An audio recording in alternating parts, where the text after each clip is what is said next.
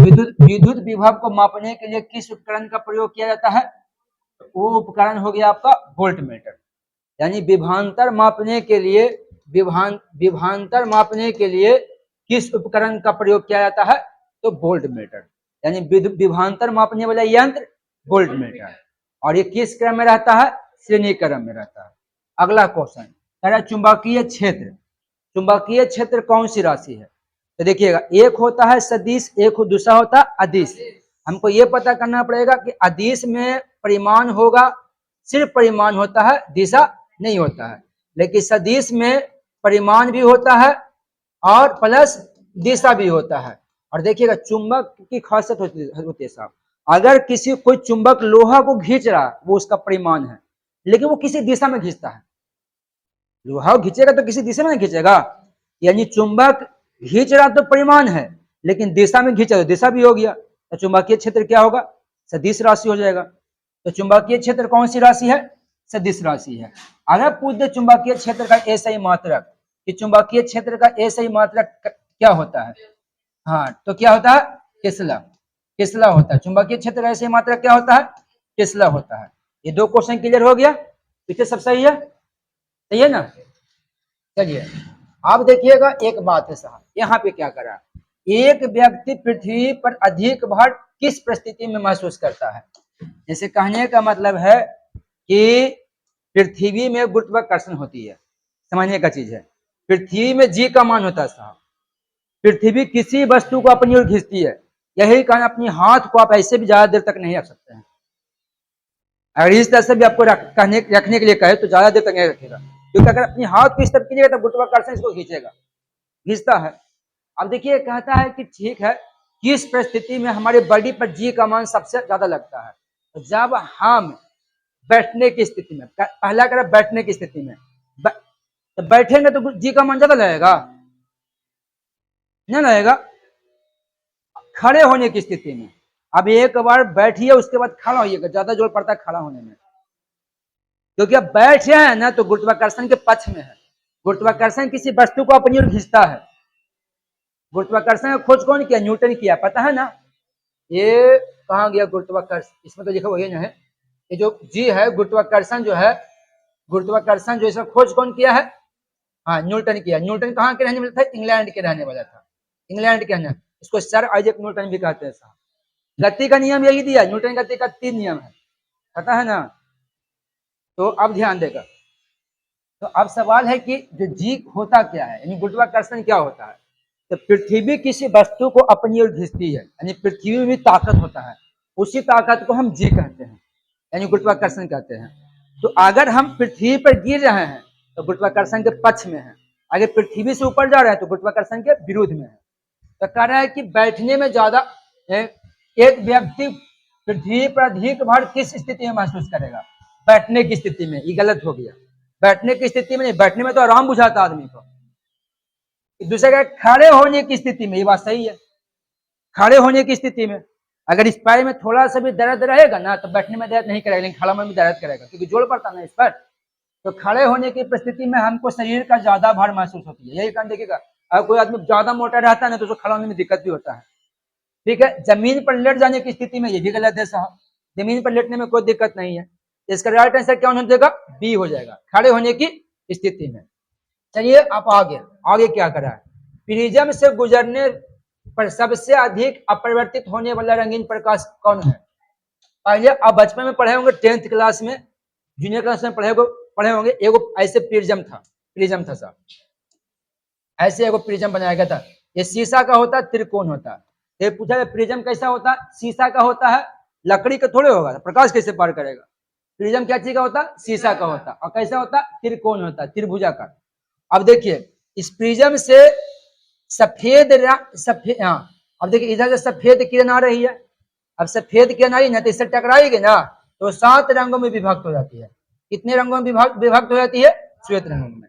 तो यानी इससे ये समझ में आता है कि श्वेत रंग जो होता है 7 रंगों की मिश्रण होती है, लेकिन एक श्वेत प्रकाश प्रिज्म से टकराने के बाद 7 रंगों में विभक्त हो जाएगा, ये बतवा हम लोग को बताया है। तो ये बताया है न्यूटन, यहाँ पे ध्यान देना पड़ेगा। ये कौन बताया है? हाँ, ये न्यूटन बताया है। कि जो श्वेत प्रकाश होती है अगर उसे प्रिज्म से टकराया जाए तो वो 7 रंगों में विभक्त हो जाएगा। 7 रंगों में क्या होगा? विभक्त हो जाएगा। तो अब कह रहा है कि प्रिज्म से गुजरने वाली सबसे अधिक अपरिवर्तित होने वाली किरण कौन है? तो बैगनी है साहब। अभी सबसे अधिक पूछ दिया था, अगर यही सबसे कम पूछता तो क्या बोलते हैं? लाल बोलते हैं, है ना। ठीक है, सबसे अधिक पूछा तो बैगनी बता दिए, और सबसे कम पूछता तो क्या बताते हैं? लाल बताते हैं। अब ध्यान देगा आगे। हाँ देखिए, कह रहा ना कि मिट्टी की तेल के बर्तन में, तेल के ऊपर, हाँ ध्यान देगा, कह रहा मिट्टी की तेल की बर्तन में, मतलब आपके पास किरासन तेल का बर्तन है, ठीक है, तो मिट्टी की तेल की बर्तन में तेल के ऊपर ढक्कन डाला जाता है। बर्तन के विपरीत पर मिट्टी का तेल की सतह क्या होती है? तो मिट्टी गिरती हुई है, ये तो नॉर्मल हो गया। अब कह रहा है निम्नलिखित में से किसका मान 7 से अधिक है? हाँ 7 से अधिक है, तो देखो किसका मान 7 से अधिक है? नींबू का है। नींबू है, नींबू का 2.2 होता है। रक्त प्लाज्मा जो होता है 7.35, सॉरी, रक्त प्लाज्मा जो है 7.35 से 7.45 होता है। सिरका जो होता है 2.35 होता है। यही होता है सर। हम तीनों का पीएच मान देख लिए, तो देखिए नींबू का पीएच मान कितना है? 2.2 है, ठीक है। रक्त प्लाज्मा का पीएच मान कितना है? 7.35 से 7.45 है। आराम से पहले समझो, लिखो नहीं, लिखने के लिए आपको वीडियो मिल जाएगा। सिरका कितना है? 2.35। क्वेश्चन क्या करा? निम्नलिखित में से किसका मान 7 से अधिक है? बताओ किसका है? रक्त प्लाज्मा का 7 से अधिक है। अब सवाल यह है कि सर पीएच मान न्यूनतम तो 0 होता है, अधिकतम कितना तक जाता होगा? ये भी तो है ना साहब। तो पीएच मान 0 से 14 तक रहता है, ये इसका इसी के लेवल में रहेगा, लेवल में रहेगा। अगर पीएच मान ये 7 हो गया, ये भी 7 हो गया साहब, ये भी 7 हो गया, ये हो गया 7 से कम, ये हो गया 7 मतलब 7 बराबर, 7 हो गया, 7 हो गया, ये हो गया 7 से अधिक, ये हो गया 7 से अधिक। तो पीएच मान अगर 7 से कम होगा ना तो वो अम्लीय हो जाएगा। क्या हो जाएगा? अम्लीय, अम्लीय हो जाएगा। और 7 रहेगा ना तो उदासीन होगा। क्या होगा? उदासीन होगा। और 7 से अधिक रहेगा ना तो क्या हो जाएगा? क्षारीय हो जाएगा। क्या हो जाएगा? क्षारीय हो जाएगा। समझे बात को? तो पीएच मान होता है कितना है? 0 से 14 के बीच में, 0 से 14 के बीच में होता है। अगर पीएच मान 7 से कम है तो क्या होगा? अम्लीय। 7 से अधिक है तो उदासीन, और 7 से कम है तो अम्लीय, और 7 है तो उदासीन, और 7 से अधिक है तो क्षारीय। हो गया ना? अब आगे क्या? निम्नलिखित में से कौन सी नदी देखो कह रहा है ना, कह रहा है कि भारत के निम्नलिखित नदियों में से कौन हिमालय की सभी श्रेणियों को काटती हुई आती है? इसका राइट आंसर हो जाएगा सतलज। अब इसको थोड़ा समझने का प्रयास कीजिएगा, कीजिए कह रहा है क्या, क्या कह रहा है, जो ध्यान देगा क्या कह रहा है, जो देखिएगा। कह रहा है ना कि देखिए ये हिमालय है, ठीक है, ये हिमालय हो गया, चलो ये हिमालय हो गया। इसी हिमालय को काट कराने की बात कर रही है ना। देखो ये हिमालय हो गया, और हिमालय के उत्तर में जाइएगा ना तो आपको एक पर्वत मिलेगा, एक पर्वत मिलेगा। ये वो पर्वत है साहब, कैलाश पर्वत। कौन सी पर्वत है? कैलाश पर्वत। अब हिंदू मान्यता के अनुसार कैलाश पर्वत पर शंकर जी रहते हैं, और जैन मान्यता के अनुसार आपका जैन धर्म का प्रथम तीर्थ का ऋषभ देव का मौत कहाँ हुआ था? कैलाश पर्वत पर, है ना। तो ये हिंदू धर्म, तो ये जैन धर्म का प्रथम तीर्थकर था वो था ऋषभ देव। तो हिंदू लोग को कहना है ना कि शंकर जी कैलाश पर्वत पर रहते थे, तो आप लोग भी जानते हैं। और जैन लोग को कहना है कि हमारे जो ऋषभ देव के जो 24 तीर्थकर था, सिर्फ जैन धर्म का, जैन धर्म का जो 24 तीर्थकर था उसमें पहला तीर्थकर ऋषभ देव है। जैन धर्म का पहला तीर्थकर कौन है? ऋषभ देव। उनका जो मौत हुआ था ना वो कैलाश पर्वत पर हुआ था।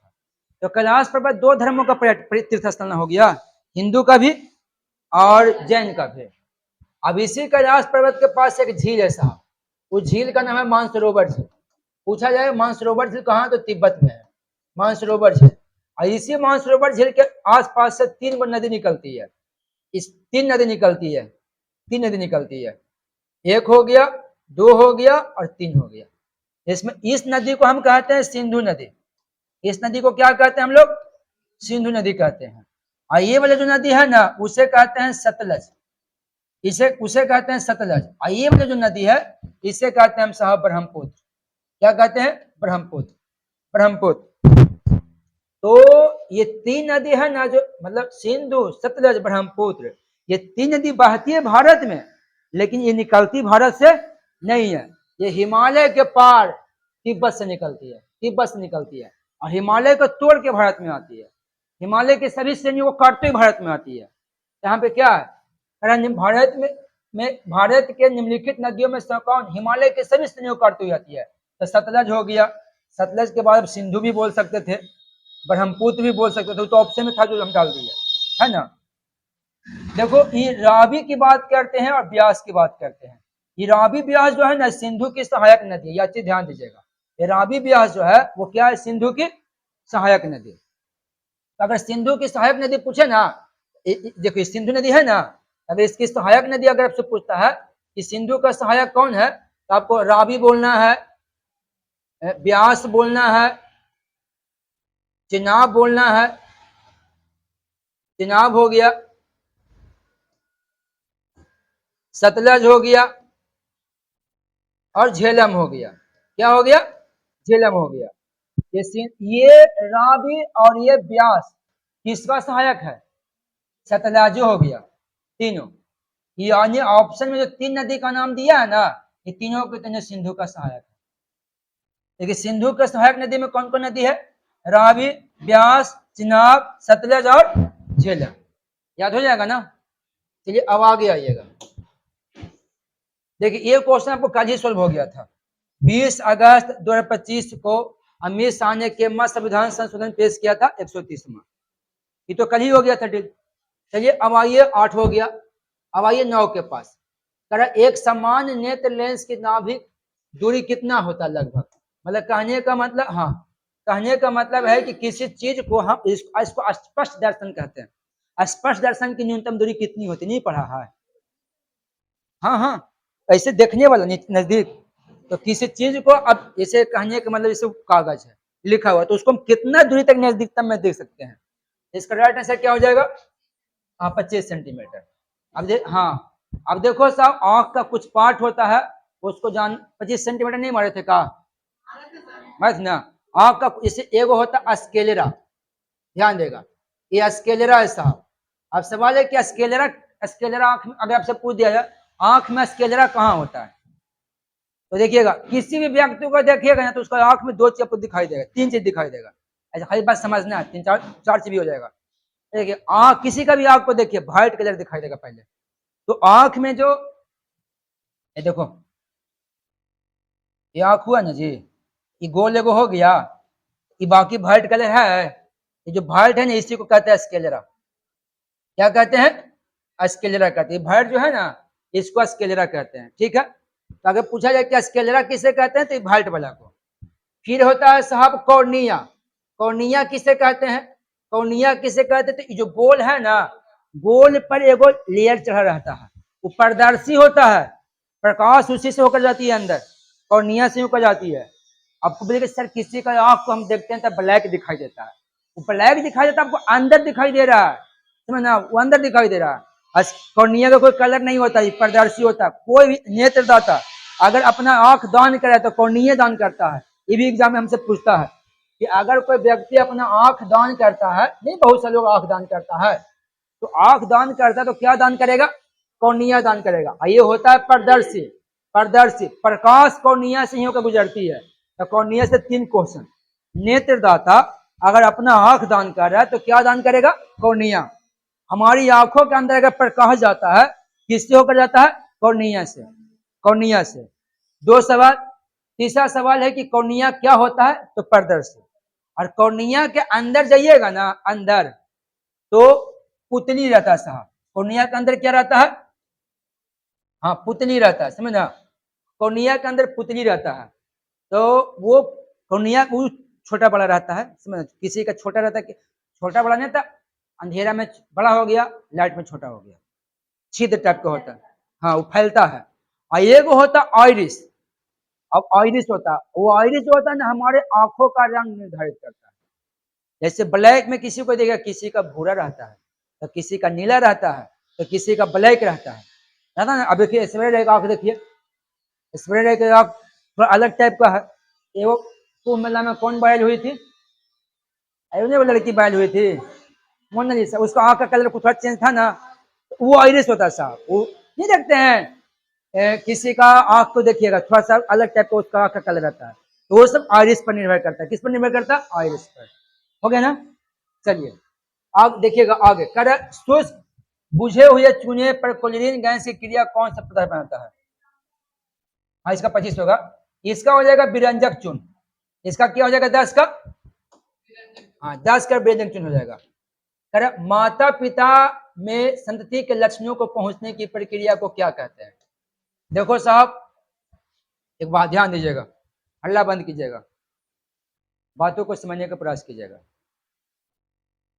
देखिए एक केंद्रक होता है, ये क्या कहते हैं उसको? गुणसूत्र। तो गुणसूत्र में एक, हाँ गुणसूत्र पढ़ते ना, हाँ एक केंद्रक होता है। तो केंद्रक में तरल पदार्थ होती है और उसी में डीएनए बनता है। और जो डीएनए जो होता है ना, डीएनए का इकाई होता है जीन, याद रखिएगा। डीएनए का इकाई क्या होता है? हाँ डीएनए, ये डीएनए है और डीएनए का जो इकाई है वो क्या है? जीन। और यही जीन जो है ना जो अनुवांशिकता को डील करता है, डील करता है। अनुवांशिकता का मतलब होता है, हम अपनी भाषा में बोले, माता पिता का लक्षण बच्चा में आ जाना। जैसे शकल, सूरत, कभी कभी वॉइस तक आ जाता है। वॉइस, माता पिता की आदतें, जैसे गुस्सा होने वाला, प्रेम से बात करने वाला, ये सब होता है ना। हाँ खाली यही नहीं आता, कभी कभी बीमारियों आ जाता है। कुछ बीमारी जो होता है जेनेटिक बीमारी होता है साहब, अगर खानदान में किसी को है तो बच्चा तक आ जाता है। ये सब क्या होता है? अनुवांशिक। लेकिन ये गुण सिर्फ मानव में नहीं होती है, सभी जानवर में भी होता है, पक्षी में भी होता है, हर किसी में गुण होता है, है ना। तो अनुवांशिकता का मतलब होता क्या है ये समझना। अनुवांशिकता का मतलब होता है माता पिता का गुण बच्चे में आ जाना, समझना।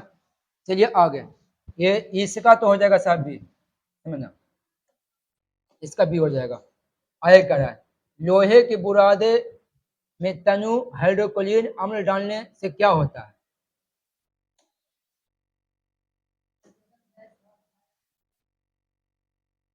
कह रहा है हाइड्रोजन गैस और आयरन क्लोराइड का उत्पादन होता है, क्लोरीन गैस और आयरन हाइड्रो ऑक्साइड का उत्पादन होता है। इसका ये हो जाएगा, समझना।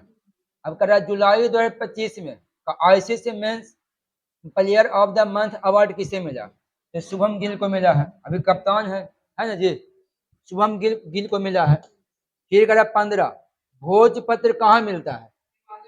तो भोजपत्र तो मिलता है साहब हिमालय में। भोजपत्र कहाँ मिलता है? हिमालय में। लेकिन भोजपत्र होता क्या है वो जानते हैं? जैसे एक बात सोचिए, जिसमें कागज का आविष्कार नहीं हुआ था, कागज का आविष्कार चाइना में हुआ, चीन में हुआ, इसे ध्यान दीजिएगा। पहली बार पुस्तक मुद्रित हुआ है चीन में, पहली बार कागज का नोट छपा है चीन में, है ना। तो एक बात एक चीज सोचने वाली बात है कि जिसमें कागज नहीं था तो उस समय आदमी क्या चीज पर लिखता था? तो उस समय के जो ऋषि मुनि होते थे, उस समय के जो लोग होते थे, वो भोजपत्र पर ही लिखता था। एक लंबा चौड़ा होता था, उसमें वो पेपर का पेड़ का तना से बनता है भोजपत्र। पेड़ जो होता है ना उसका तना कबाड़िएगा ना तो उससे बनेगा। तो ये भोजपत्र जो होता है ना वो होता है पेड़ का तना, पेड़ का तना। कहीं पूछा जाए कि भोजपत्र क्या होता है तो पेड़ का तना होता है। ये भोजपत्र रहता है, इसी पर लिखा था साहब। इसको फिर मोड़ना पड़ता है, इसे गोल मोड़ना पड़ता है, रोल देखे ना, रोल रोल की तरह गोल गोल मोड़ना पड़ता है साहब भोजपत्र को। भोजपत्र को मिलेगा हिमालय में। लेकिन बात करते हैं आरावली पहाड़ी, तो आरावली की जो पहाड़ी है ना वो आपका गुजरात में है साहब, ये आपका राजस्थान में है, राजस्थान में है। फिर आपका राजस्थान से हरियाणा में गया है, हरियाणा में गया है, और फिर आपका दिल्ली में गया है। कहाँ गया है? दिल्ली में गया है, अरावली की पहाड़ी। लेकिन मुख्य रूप से आपका जो अरावली की जो पहाड़ी है ना वो राजस्थान में, राजस्थान में है। अरावली की पहाड़ी की जो सबसे ऊंची चोटी है उसे बोलते हैं गुरु शिखर। अरावली की पहाड़ी की सबसे ऊंची चोटी कौन है? हाँ, तो उसको हम क्या बोलते हैं, गुरु शिखर। अरवली पहाड़ी की सबसे ऊंची चोटी है गुरु शिखर।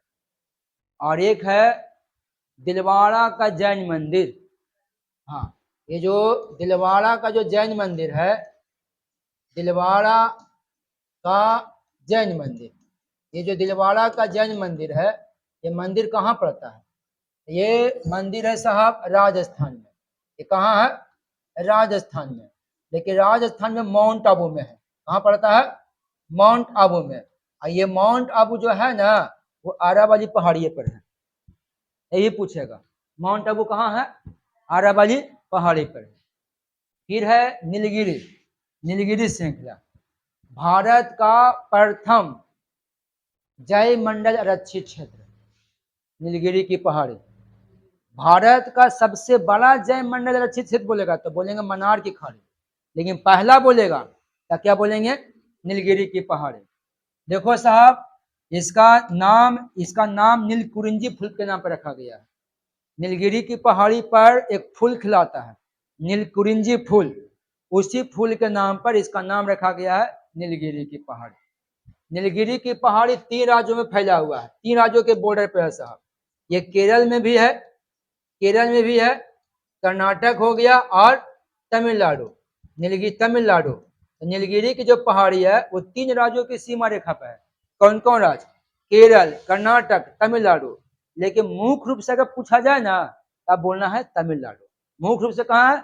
तमिलनाडु। तो क्वेश्चन ये है कि नीलगिरी की जो पहाड़ी है वो किन 3 राज्यों की सीमा रेखा पे है? तो केरल, कर्नाटक, तमिलनाडु। लेकिन फिर पूछा जाए कि नहीं मुख्य रूप से किस राज्य में है, तब बोलना है तमिलनाडु। और इसका नाम नीलगिरी क्यों रखा गया? तो नीलकुरिंजी फूल होता है, उसी के नाम पर इसका नाम रखा गया है। चलिए अब आगे आइए, देखिए ये आ रहा है जी। देखिए जैन धर्म का विभाजन किसके शासनकाल में हुआ था? जैन धर्म, देखो साहब बताया जाता है ना, ध्यान दीजिएगा, आज से 300 ईसा पूर्व पहले की बात है साहब, आज से 300 ईसा पूर्व पहले की बात है। मगध में मौर्य वंश का शासन चल रहा था। मगध में मौर्य वंश का शासन चल रहा था, और मौर्य वंश का राजा था चंद्रगुप्त मौर्य। मौर्य वंश का राजा कौन था? चंद्रगुप्त मौर्य।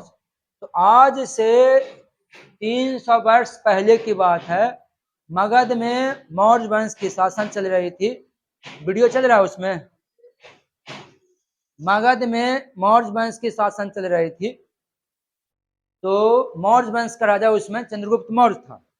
चंद्रगुप्त मौर्य के ही शासन काल में मगध में 12 वर्षों का भीषण अकाल पड़ा था। 12 वर्षों का भीषण अकाल पड़ा था। तो एक जैन संत था, जैन संत, उस जैन संत का नाम था भद्रबाहु। और एक और जैन संत था, उसका नाम था स्थूल भद्र, स्थूल भद्र। तो भद्रबाहु ने कहा स्थूल भद्र से कि भाई मगध में 12 वर्षों का अकाल पड़ गया है, तो मगध में कौन रहेगा, चलते हैं कहीं और जगह, जब अकाल खत्म हो जाएगा तो हम लोग आ जाएंगे। तो स्थूल भद्र ने कहा कि मगध महावीर जी का कर्म भूमि है, भूखे मर जाएंगे लेकिन मगध छोड़कर नहीं जाएंगे। तब भद्रबाहु ने अपने कुछ अनुयायियों के साथ चला गया कर्नाटक के श्रवणबेलगोला, चला गया कर्नाटक। लेकिन स्थूल भद्र कर्नाटक नहीं गया, अपने अनुयायियों के साथ रह गया। लेकिन जब अकाल खत्म हुआ ना, जब कर्नाटक से वापस मगध आया, तो इन लोग इससे बोलना बंद कर दिया। बोलना बंद कर दिया तो बंटवारा तय है। यहाँ से जैन धर्म का विभाजन हुआ और जैन धर्म 2 भागों में बट गया, इसमें एक श्वेतांबर है, दूसरा दिगंबर है। तो स्थूल भद्र वाला जो टीम था ना, वो बना श्वेतांबर, श्वेतांबर बना। और भद्रबाहु वाला जो टीम था, कहाँ गया भद्रबाहु, वो बना दिगंबर। वो क्या बना? दिगंबर, दिगंबर बना साहब। यहाँ क्या कह रहा है, जैन धर्म का विभाजन किसके शासनकाल में हुआ था? तो जैन धर्म का विभाजन चंद्रगुप्त मौर्य के शासनकाल में हुआ था। लेकिन दूसरा ऑप्शन जो है ना, वो है बिंदुसार, बिंदुसार। दूसरा ऑप्शन जो है बिंदुसार, बिंदुसार चंद्रगुप्त मौर्य का बेटा था साहब। चंद्रगुप्त मौर्य भी अंत समय में जैन धर्म ग्रहण कर लिया था। वो भी राजपाट छोड़ के चला गया था श्रवणबेलगोला। गोमतेश्वर का मूर्ति कहाँ है? श्रवणबेलगोले में ना है। गुप्तेश्वर का मूर्ति को हम बाहुबली का मूर्ति कहते हैं। बाहुबली ऋषभ देव का दूसरा बेटा है, समझ ना। तो बताया जाता है कि बिंदुसर चला गया था कहाँ, श्रवण, सॉरी, जब जब चंद्रगुप्त मौर्य गया श्रवण बेलगोला, तो उसका उत्तराधिकारी बन गया बिंदुसर। बिंदुसर बिंदुसर अपने शासन काल में ना तो एक राज जीता है और ना एक राज हारा है। और जीते कैसे, इसका 16 गो तो पत्नी था साहब, दुनिया से कहा लड़ेगा, पहले घर को तो संभाल रहे। इसका 16 गो पत्नी था साहब, इसका 101 गो बेटा था, 101 बेटा था। इसी में एगो बेटा था अशोक, जो इस 99 बेटा को इसका मार दिया। अशोक ने मारा था, बिंदुसारे के बेटा ना अशोक था। हाँ, 30 को नहीं मारा क्योंकि 30 उससे छोटा था, और 30 कभी नहीं कहा था कि हम गद्दी बैठेंगे, और अशोक सबसे अधिक 30 को मानता था। ये देखो, चंद्रगुप्त मौर्य का बेटा बिंदुसार, बिंदुसार की 16 पत्नी 101 बेटा था, ठीक है। गद्दी को लेकर लड़ाई हुई साहब, गद्दी को लेकर लड़ाई हुआ। अशोक ने 99 भाई को मार के पटना के आगम कुआं में डाल दिया साहब। आगम कुआं अभी भी पटना में है, अब जाते होंगे तो नहीं बोलता है, आगम को टेम्पो जाता है, वो शीतला मंदिर है, शीतला मंदिर तो जाइएगा, शीतला मंदिर में गए कभी, तो उसमें कुआं नहीं है, उसी कुआं में डाल दिया था, कभी जाइएगा तो देखिएगा, पूछिएगा बताएगा, उसी कुआं में डाल देता अशोक अपने 99 भाई को, समझ ना। तो चलो अशोक भी हो गया साहब, अशोक है, ये सम्राट अशोक है साहब। अशोक ने अभिलेख बनवाया था, भारत में अभिलेख कौन बनवाया था, अशोक, समझ ना। चलिए अब आगे की बात करते हैं। ये देखिएगा, ये कह रहा है ना, ध्यान देगा, यहाँ पे क्या बोल रहा है, यहाँ पे कह रहा है ना कि निम्नलिखित में से किसका संबंध 1857 की क्रांति से है, मतलब इस ऑप्शन में कौन आदमी का संबंध 1857 की क्रांति से है। तो देखो, माता दीन नगवंशी का संबंध है, लाजो का संबंध है, भगत सिंह का संबंध नहीं है। तो ऐसी परिस्थिति में आपका आंसर उपयुक्त में से एक से अधिक हो जाएगा, बात समझ ना, क्योंकि दो आंसर इसमें सही जा रहा है, ये दो आंसर सही जा रहा है ना, हमारी थी सही आंसर बहन। भगत सिंह को 1857 क्रांति से क्या मतलब है, 1857 की क्रांति हुआ है, अब भगत सिंह का जन्म हुआ 1907 में। बताइए, अब 1907 में जन्म लेने वाला आदमी 1857 में कैसे लड़ेगा, संभव है जी। चलिए अब बात करते हैं, ध्यान देगा, माता दी नगवंशी और लाजो, ये भी आपके सामने पहली बार आया है ये मैटर। देखिए मामला क्या है जो समझिएगा, मामला क्या है जो समझिएगा। कहानी 1857 की है साहब, हल्ला बंद करेगा, कहानी 1857 की है। बताया जाता है कि एक दलित था, उस दलित का नाम था माता दी, पढ़ाई पर ध्यान दो। देखो, कहा जाता है कि एक दलित था और उस दलित का नाम था माता दी नगवंशी, और माता दी नगवंशी का पत्नी का नाम था लाजो। यानी ऑप्शन के हिसाब से ये दोनों पति पत्नी है, ये दोनों क्या है, पति पत्नी है। चलिए साहब, दलित था, हरिजन था, स्थिति खराब थी, ये दोनों पति पत्नी एक रोजगार खोज लिया था, मतलब एक काम ढूंढ लिया था कि भाई घर तो चले। तो माता दी नगवंशी था, वो अंग्रेज के बंदूक बनने वाले कारखाने में काम करता था, जहां अंग्रेज का बंदूक बनता था वहां पे माता दी नगवंशी काम करता था। और लाजो जो थी ना, वो अंग्रेज अधिकारी के यहाँ पोछा मारती थी, दोनों का काम बटा हुआ था। चलिए, जब 1857 की क्रांति के समय जनवरी 1857 में भारतीय सेनाओं के बीच अंग्रेज सरकार जब एनफील्ड वाला राइफल बांट रहा था और उसमें चर्बी वाले कारतूस डाला हुआ था, गाय सुअर की चर्बी वाले, तो इसकी जानकारी माता दी नगवंशी का था। लेकिन माता दी नगवंशी भारतीय सेनाओं को यह कहना उचित नहीं समझा, क्योंकि सेना में ज्यादातर उच्च जाति के लोग थे, तो ऐसे भी दलित लोग उच्च जाति से परेशान था, तो उतना कोई खास रुचि वो नहीं रखा। लेकिन एक दिन की बात है साहब, अंग्रेज लाजो का हाथ पकड़ लिया। अब लाजो का हाथ पकड़ लिया यानी गलत नजर से हाथ पकड़ा, तो लाजो अंग्रेज को भारतीय संस्कृति को समझाते हुए बोली कि देखिए, सनातन धर्म में या तो हमारे देश में या हमारे धर्म में नियम है कि अगर कोई महिला को कोई पुरुष एक बार हाथ पकड़ लिया तो 7 जन्म तक उसको निभाना पड़ता है। अगर कोई महिला को कोई पुरुष अगर हाथ पकड़ लिया तो 7 जन्म तक साथ निभाना पड़ता है, और किसी महिला को हाथ उसका पति ही पकड़ सकता है, गैर मर्द नहीं पकड़ सकता है। तो अंग्रेज बोला कि हमारे यहाँ तो ऐसा नहीं होता है, तो बोले वो आपका कल्चर है, वो आपकी संस्कृति, हमारी संस्कृति यही कहता है। तो महिला ने अंग्रेज को भारतीय संस्कृति के बारे में बताया। तब अंग्रेज गुस्से में आकर उस महिला को बताया कि जिस संस्कृति की बात करो, तुम्हारे हमारे सेना में पंडित लोग रहता है, और उस पंडित लोग को हम गाय सुअर की चरे वाले करतूस मुंह से खुलवाते हैं। अब ये महिला अपने पति को जाके बोले कि भाई अंग्रेज मेरा हाथ पकड़ लिया। पति को बहुत गुस्सा आया, किसी भी पति को गुस्सा आएगा। तब महिला बोली कि हमें एक जानकारी मिली है कि ऐसा ऐसा मैटर है, तो आप क्यों नहीं जाके सेनाओं को बोल देते हैं। पति बोला कि हम पहले से जानते थे, लेकिन रुचि नहीं रखे थे, लेकिन मेरी पत्नी को हाथ पकड़ लिया अंग्रेज, अब हम जाके बता देंगे। और चला गया साहब बैरकपुर छावनी में। अब बैरकपुर छावनी में सेना लोग था, सेना पंडित था, सेना से मांगा 1 लोटा पानी। सेना पूछा कि तुम्हारा जात क्या है, जात बता दिया। बोला कि सेना बोला कि तुम तो दलित हो जी, दलित में कैसे सटेंगे, दलित को पानी कैसे पिला देंगे हम। तब माता दी नगवंशी ने बोला कि गाय या सुअर की चर्बी वाले करतूस को मुंह से खोल सकते हो, दलित मुंह से खोल सकते हो, लेकिन दलित को पानी नहीं पिला सकते हो। गाय की चर्बी को जब होठ में सटाते होगे तो तब तुम्हारा धर्म नष्ट नहीं होता होगा, दलित को पानी पिलाओगे तो तुम्हारा धर्म नष्ट हो जाएगा। देखो साहब, सेना को इस बात की जानकारी नहीं थी, पहली बार उसके कान में शब्द गया था। अब बैरकपुर छावनी में हड़कंप मच गया, तो फिर मंगल पांडे विद्रोह छेड़ दिया, वो तो आप लोग को पता ही है साहब। तो ये इन्फॉर्म मंगल पांडे की टीम को दिया कौन, वहां तक पहुंचाया कौन, माता दी नगवंशी। बल्कि क्रांति जब शुरू हुई थी तो अंग्रेज ने ये माता दी नगवंशी को फांसी पर चढ़ा दिया। समझे बात को। तब बताओ, ये दोनों पति पत्नी का भूमिका है ना जी। पत्नी ने पति को मोटिवेट किया कि जाके कह दीजिए। पति जानता था पहले से, फिर भी नहीं कह रहा था। इसका 2 आंसर ना हो जाएगा, ये हो जाएगा, इसका ये हो जाएगा साहब, डी हो जाएगा आंसर। ये वाला पेज हो गया।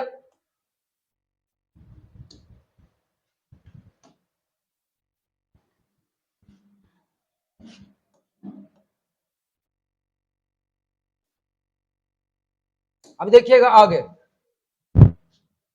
आगे समझने का प्रयास कीजिएगा।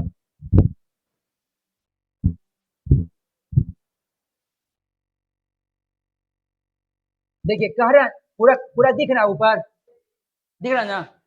ये ईमानदारी पूर्वक बताइएगा, हमारे यहाँ बाढ़ अगर आ रहा है तो बाढ़ को रोकने के लिए बढ़िया उपाय क्या है। हाँ, ये तो बचपन से ही पढ़ते आ रहे हैं।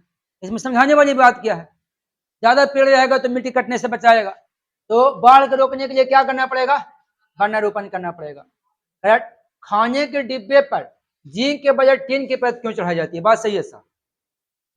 जैसे कहने का मतलब कि आप दूध का डिब्बा लेकर आइए, दूध का, जैसे लोहा जो होता है, जैसे ये वाला लोहा है, इस लोहा पर जिंक चढ़ेगा, इस लोहा पर जिंक चढ़ेगा, लेकिन बच्चा को पिलाने वाले जो दूध का डिब्बा लेके आते हैं उस पर जिंक नहीं आता साहब, उसमें क्या रहता है, टिन रहता है। क्यों? हाँ, क्योंकि जिंक रहेगा तो गड़बड़ हो जाएगा, अभिक्रिया कर लेगा दूध से, समझते ना, फिर खतरनाक हो जाएगा। तो जो डिब्बा में खाने वाला सामान नहीं रहेगा उस पर जिंक चढ़ा हुआ रहेगा, लेकिन जिस डिब्बा में खाने वाला सामान रहेगा उस पर टीन रहता है, एकदम अंदर से चमकता है, देखते ना है। क्यों ऐसा रहता है, तो कहता है जिंक टीन की तुलना में महंगा है। ये महंगा घट सस्ता वाला बात नहीं होती है साहब, समझना। ठीक है, टीन की तुलना में जिंक का गलनांक अधिक होता है, ये भी गलत है। टीन की तुलना में जिंक अधिक प्रतिक्रियाशील है, ये सही है, समझना। चलिए अब आगे आइए, कह अंडाशय द्वारा कौन सा कार्य किया जाता है, तो डिम का निर्माण, समझना। ये पढ़ाना पड़ेगा, ऐसे यहाँ पे नहीं समझ में आएगा, बहुत लंबा चौड़ा टॉपिक है। चलिए आगे आइएगा। ठीक है, इमली में कौन सा अम्ल पाया जाता है, इमली में कौन सा अम्ल पाया जाता है, तो इमली में टार्ट्रिक अम्ल, सॉरी नहीं, इमली में क्या पाया जाता है, हाँ टार्ट्रिक अम्ल पाया जाता है। इमली में कौन सा अम्ल पाया जाता है, टार्ट्रिक अम्ल। अब कह रहा है क्लोरोफॉर्म में क्या होता है, क्लोरोफॉर्म में क्या होता है, तो कह रहा है प्राणियों की पाचन नाल में उपस्थित बैक्टीरिया, गर्म चश्मों के लिए किए जाने वाले बैक्टीरिया, अति ठंडा वातावरण में पाए जाने वाले बैक्टीरिया, इसका यह आंसर देगा। अब ध्यान देगा, संयुक्त राष्ट्र संघ के 193वां सदस्य देश कौन है, देखो साहब, संयुक्त राष्ट्र संघ का स्थापना कब हुआ था, इसका स्थापना हुआ था 24 अक्टूबर 1945 ईस्वी को, 24 अक्टूबर 1900, हाँ, संयुक्त राष्ट्र संघ का स्थापना हुआ 24 अक्टूबर 1945 ईस्वी को। इसका जो मुख्यालय जो है ना, वो मुख्यालय पड़ता है न्यूयॉर्क में। मुख्यालय कहाँ पड़ता है? न्यूयॉर्क में। और न्यूयॉर्क में एक द्वीप है मैनहट्टन द्वीप, मैनहट्टन द्वीप, मैनहट्टन द्वीप है साहब। और मुख्यालय बनाने के लिए जमीन दान में दिया है डी रॉकफेलर, डी रॉकफेलर। जमीन दान में कौन दिया है? D Rockefeller. तो संयुक्त राष्ट्र संघ का स्थापना द्वितीय विश्व युद्ध के बाद हुआ था। द्वितीय विश्व युद्ध खत्म हुआ है, संयुक्त राष्ट्र संघ का स्थापना हुआ ताकि भविष्य में आगे कोई युद्ध ना हो। संयुक्त राष्ट्र संघ का स्थापना 24 अक्टूबर 1945 को हुआ था। इसका मुख्यालय न्यूयॉर्क में है और मैनहट्टन द्वीप पर है। इसको बनाने के लिए जमीन दान में दिया था डी रॉकफेलर। क्या है? D Rockefeller. अब देखिएगा, कह रहा है संयुक्त राष्ट्र संघ के 193 सदस्य देश कौन है? तो इसका आंसर हो जाएगा दक्षिणी सूडान।